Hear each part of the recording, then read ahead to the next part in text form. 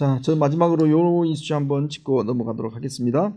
제가 아까 말씀드렸던 이 오늘 대통령이 국무회의에서 사법 3법에 대해서 아마 통과를 시킬 것 같습니다.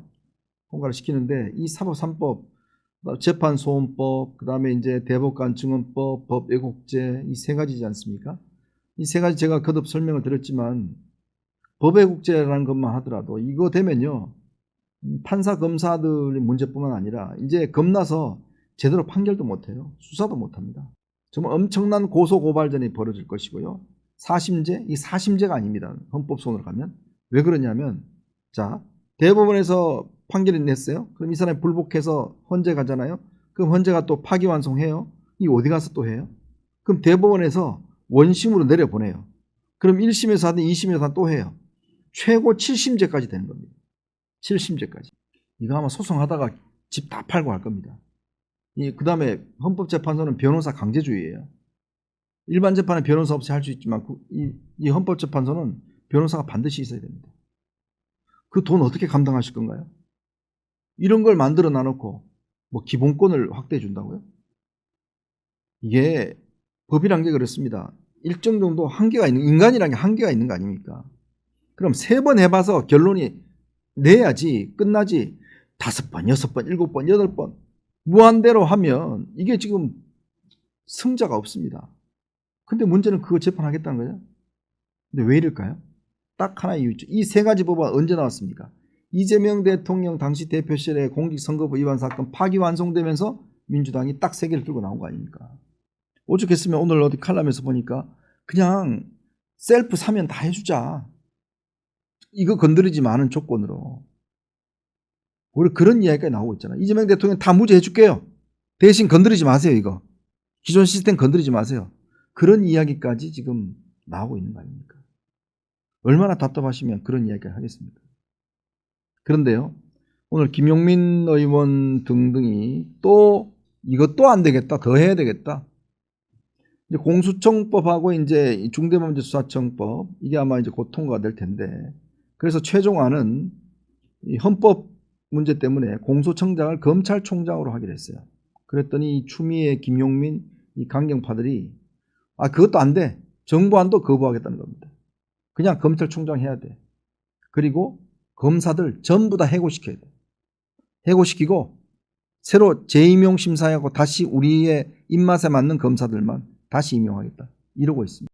이야, 참 해도 더군다나 헌법재판관, 대법관 한 사람들은 3년 동안 변호사 못하게 보복하는 거죠.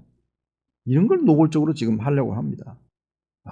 참 어떻게 2,000명이 되는 검사들을 전부 다 해고하고 난 다음에 우리의 좀 입맛에 안 맞는 애들은 재임용 안 시키고 입맛에 맞는 애들만 다 재임용하겠다. 이렇게 하고 있습니다. 근데 이게요. 지방선거 승리하면 이거 가능할지도 모르겠습니다. 왜? 그때는 우리 국민들이 동의해 줬는데 그렇게 들고 나오면 할 말이 없어요.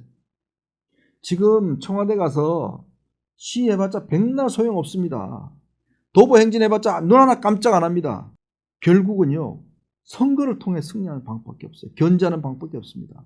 정말 어리석은 게 국민의힘이 지도부가 자기들 뭐 100만 명을 동원해 보세요. 되나? 안 됩니다. 근데 국민들이 선거로 심판해버리면 못해요. 그죠? 선거로 지방선거에서 국민의힘이 지금 있는 현재 의석들을 유지하고 하면 과연 이렇게 독주할 수 있겠습니까? 못합니다. 제일 좋은 방법이 선거에 이기는 방법이에요. 선거 이기려면 민심을 따라야 돼요. 당심이 아니라 민심을 따라야 되는 겁니다. 국민들이 어떻게 생각하고 있는지 따라가면 그게 이기는 방법이에요. 발 아프게 맨날 도보행진 해봐야 소용없다니까요. 플랜카드 맨날 들고 흔들어봐야 소용없습니다. 결국 선거를 통해서 이기는 방법. 그러려면 국민들의 마음을 사고 표를 사야 됩니다. 표를 사기 위해서는 국민들이 원하는 것을 해줘야 됩니다. 결국 윤석열과 과감하게 선을 끊고 새롭게 태어나고 이 정부에 대해서 정말 우리가 견제를 하겠다. 그 쓸데없는 이 징계 다 무효하겠다. 말이 됩니까? 당에서 그렇게 국민적 지지가 있는 유력한 대권주자 후보였던 한동훈 대표를 저렇게 제명하고 그 측근이었던 김종혁, 배현진 저렇게 징계하고 그래놓고 국민들에게 표를 달라고 할 수 있겠어요? 한동훈 대표가 이번 주 7일 날인가요? 부산에 또 내려간다고 그랬죠. 지금 이번에 모인 거 보십시오. 지난번 서문시장 때 모인 인파들 한번 보세요. 그 인파들, 서문시장 생긴 이래 엄청난 인파가 모였지 않습니까?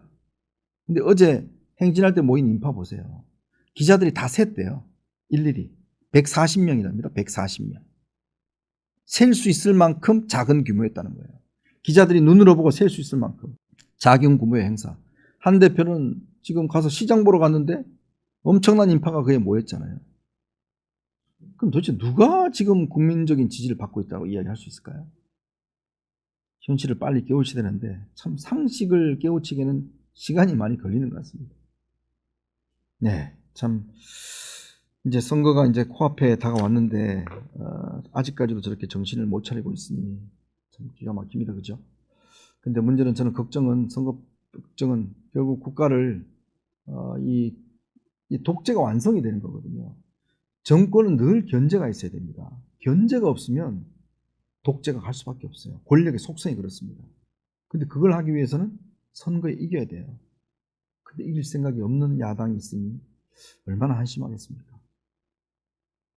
답답한 봄입니다. 봄은 왔는데 봄이 아닌 것 같습니다. 네, 저는 다음 주에 다시 찾아뵙고 여러분들과 이야기를 나누겠습니다. 시청해주신 여러분 고맙습니다.